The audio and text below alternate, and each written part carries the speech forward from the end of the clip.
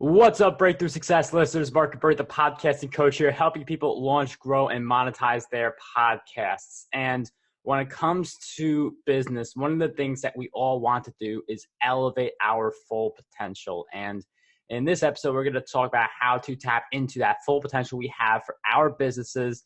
And the guest who joins us today, he is a TEDx speaker and host of the Intuitive Wisdom for Modern Transformation podcast. Our guest shares the best of what he's learned as a doctored transformational speaker, high-performance coach, shamanic practitioner, and voracious student of life. He inspires audiences and clients to develop and trust their intuition for deeper clarity, integrate their life wisdom, and to cultivate the courage to live a life of inspired action. Our guest's goal is to take people from where they are to where their body, mind, and soul are calling them to be. So our guest for this episode of Breakthrough Success is none other than Morgan Oakes. Morgan, welcome to the show. Yeah, good morning, Mark. It's good to be here.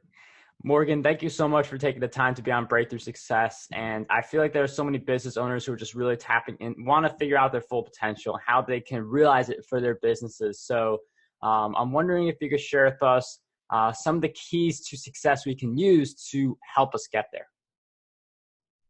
I think one of the keys, anytime, we read about or we speak to somebody that's doing really well, I think one of their keys is a good morning practice.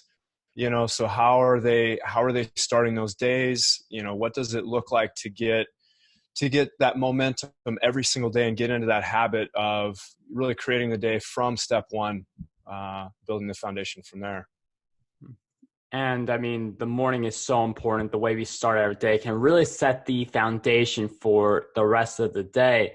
And when it comes to being able to fully realize it from a personal standpoint and a business standpoint, some people can get a little mixed up or devote a lot of time towards one and not really focus on the other. So how can we unlock our full potential in both our businesses and in our personal lives?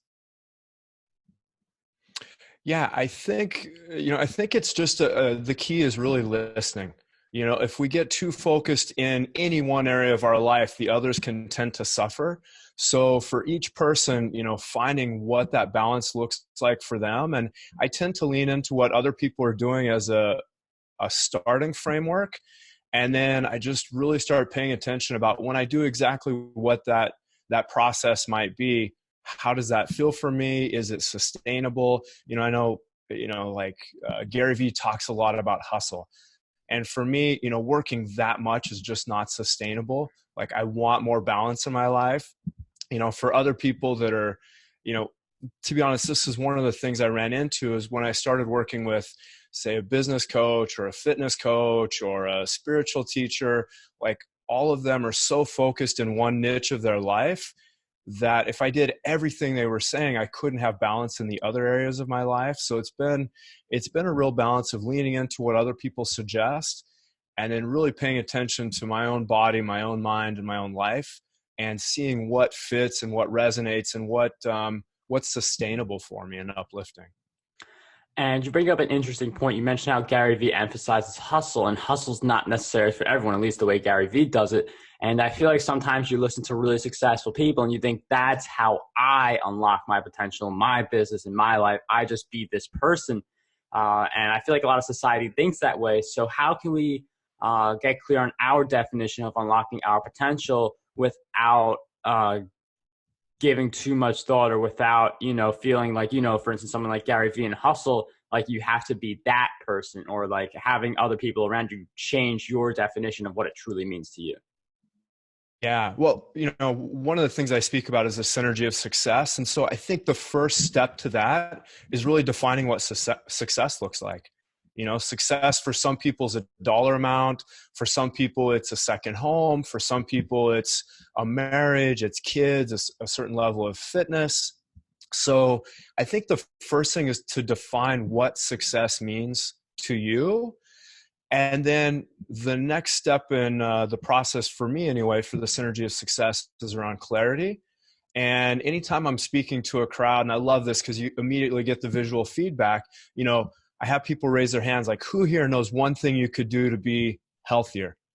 Everybody already knows that one thing. What's one thing you could stop doing to be healthier? And if you change healthier into improve your business, improve your relationship, grow whatever it is that you care about. Everybody already knows what that first step is. And I think to just simplify things and integrate, just picking that next best step that you already know you should be doing will help you level up. And then that step after that usually presents itself. So I think that's a great starting point to find success and do what it is that you already know that is that next step for you.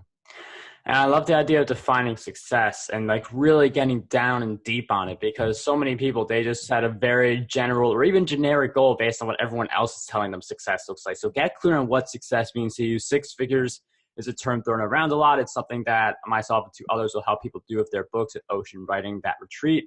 But six figures is something that gets thrown around. And is that something for you? Or are you more of someone, if you have that second house and you just make passive income to the point where you don't have to work, that's what success can look like. And Morgan shared a really fascinating example where it's like everyone can raise their hand and say one different thing they could do to be healthier.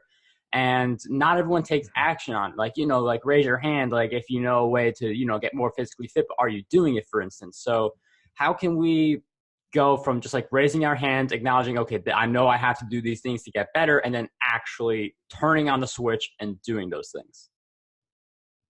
Yeah. So when I expand out the synergy of success, kind of the framework I teach on, it's clarity, courage, and inspired action. Another way to say that is listen and step. And I think we get hung up in that piece between we have the clarity, we know what we should do, we know what that one thing is, and then we freeze. Right. So I think the middle piece for that is courage. And there's a lot of different ways to access this. Like, sometimes if I tell a good friend I'm going to do something, I know I'm going to do it. So I follow through. There's some things like I kept falling out of my workout routine based on some transitionary stuff happening in my work. And so I got a workout partner, and every day, Monday, Wednesday, and Friday, he's going to be at the gym at 1:30. So if I don't show up, I'm letting somebody down.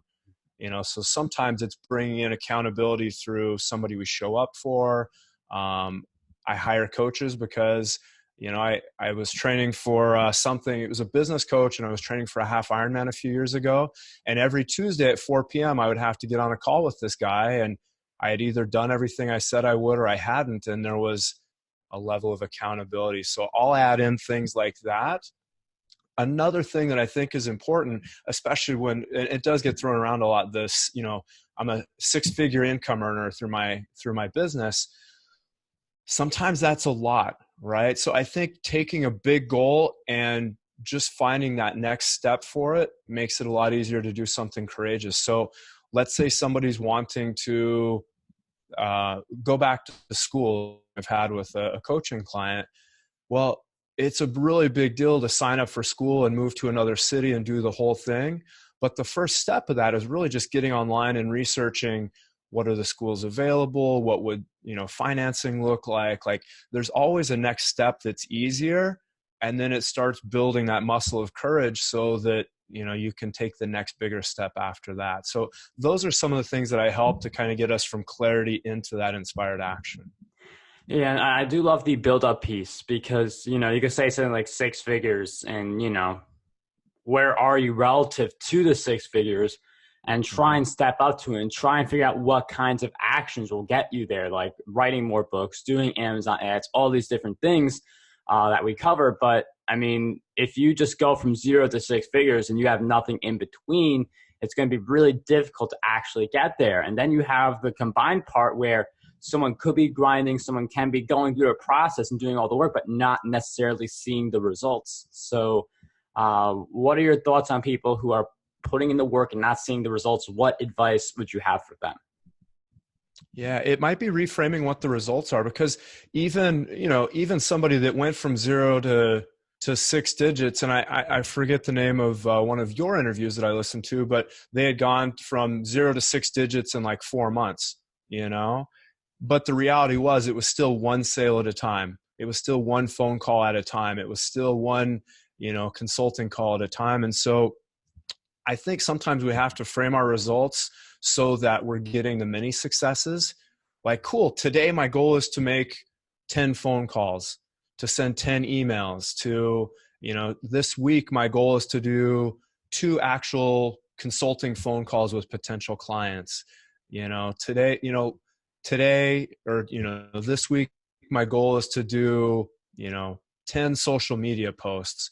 Like, sometimes we have to have success be the little steps we're doing that don't maybe have a dollar sign directly attached to them in the beginning. So I think that helps us pull forward, and we have to be excited about that part of the process as well, because it's not always a dollar sign result that we get excited about. There's a lot of steps in the middle. We will be back with more great content, but first we have a message from our sponsor. Do you feel like the success you are going after causes a lot of stress, that you feel like each next level you take on has a next level of stress, and you feel like success and stress are connected? If so, you may benefit from a new book called Stressless Success, which reveals the surprising secrets you can use to live a life of passion, purpose, and prosperity. Stressless Success is available on Amazon. We will have a link in the show notes. Stressless Success is a book written by Janet McKee, who was a previous guest on Breakthrough Success. And again, Stressless Success will be in the show notes. Once again, that's the link of the book. Let's jump right back into the episode. Yeah, and I really do like that mentality of just loving the journey, loving the little steps along the way, because if you are focused on the dollar sign, you hinge your happiness on that total. You hinge your success and everything on that. So how do you suggest we continue going towards a goal without hinging our happiness on it? Like, I can't be happy until I do X. Yeah, for all of us, it's that inner work. There's so many books out there on growing a business, on, you've got great books on helping people online and with podcasts, and there's all of those books. I think we also need to balance out doing our inner growth work, because if it's a dollar sign, the reality is the dollar sign's always going to keep moving and we'll never get there.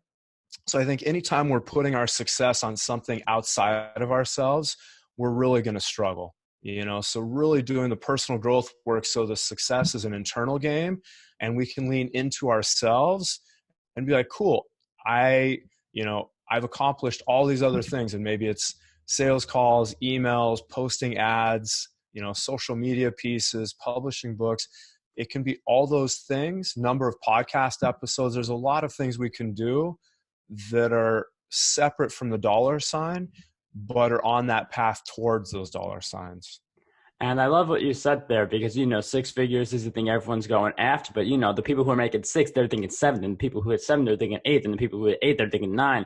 And it's good to, you need money. Money is important. We never said money is not important. But at the same time, if you want to figure out, how much money do you need? How much money? Because to make more money, you have to work smarter, but there's a point where you also have to work harder.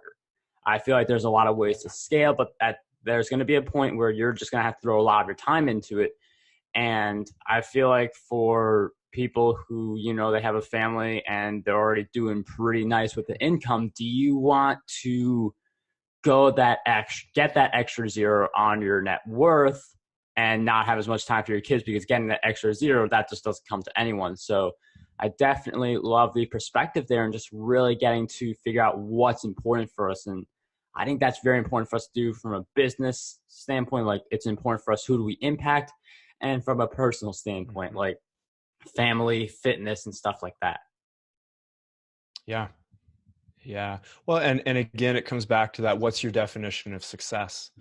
I recently met somebody that was making, multiple 6 digits, and decided, family is the most important. So he works a 2-day work week, still making good money. He's not making as much money as he could, but he's got his priorities figured out. So he knows where to put his time, his attention, his focus. And he's also defined success in a way that he's really content.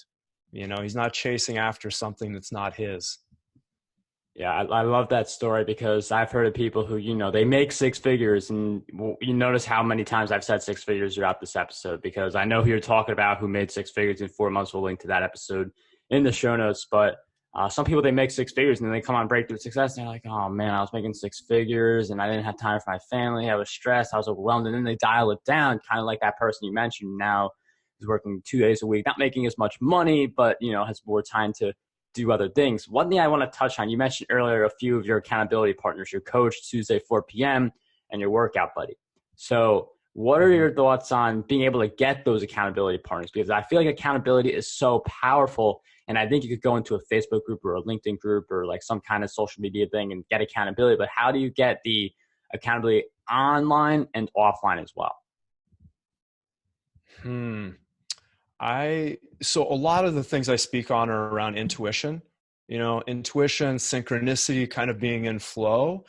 And so I think once you put something out there, it tends to show up if you're paying attention for it. So like for me, I realized late last year, probably a year ago actually, that I kept kind of falling out of my workout routine based on work fluctuations.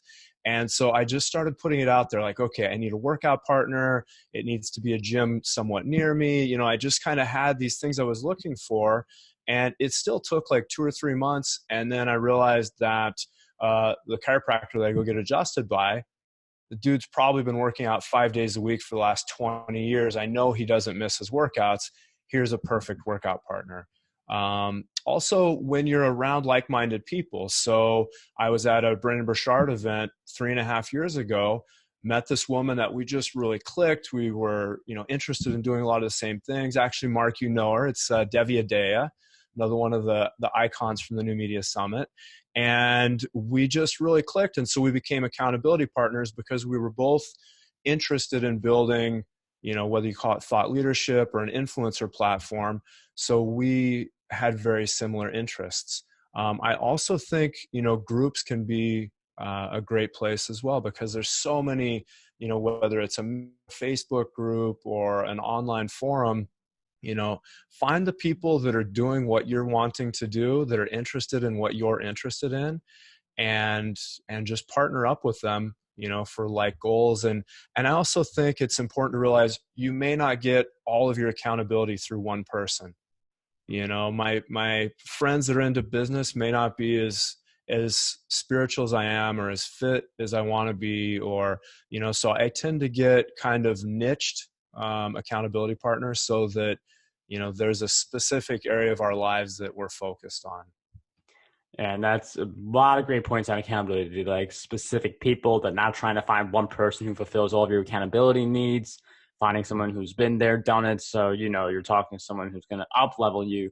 And again, I bring up accountability because that can really make you unlock more of your potential, because Morgan, he's working out at times where, like 1 p.m., that may be a day where, you can easily say like, oh, I've got podcast interviews this day, I've got XYZ this day. But when you've got someone waiting for you on the other side, much like an interview, more of my content, I create more interview type content than any other type of content. Like the amount of hours I've interviewed people, probably more than video and blog posts, even though I got a head start on the other two. So having that accountability factor is so important. One really interesting point though, Morgan said that, he just put it out in the universe. It happened 2-3 months later.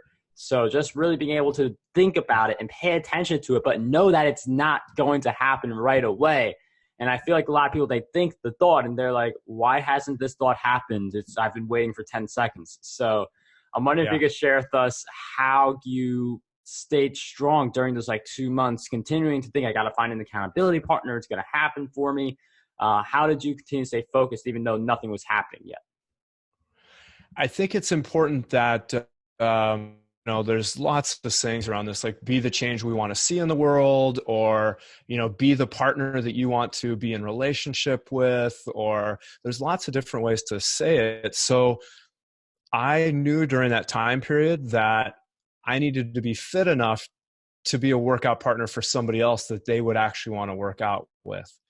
Right. So that kept me in my workout, that kept me in that thought. Honestly, for me, for implementing new things in my life, I do a lot of different hacks as well. Like I've got a sticky note up in my shower right now about doing cold showers. I'll do sticky notes next to my toothbrush to remind me something. At different points, I've had, a note card that I would put over my keys so I couldn't leave my house without, getting this one reminder that I was really needing. And so I would also post things in my life to remind me, like, have you found that accountability partner?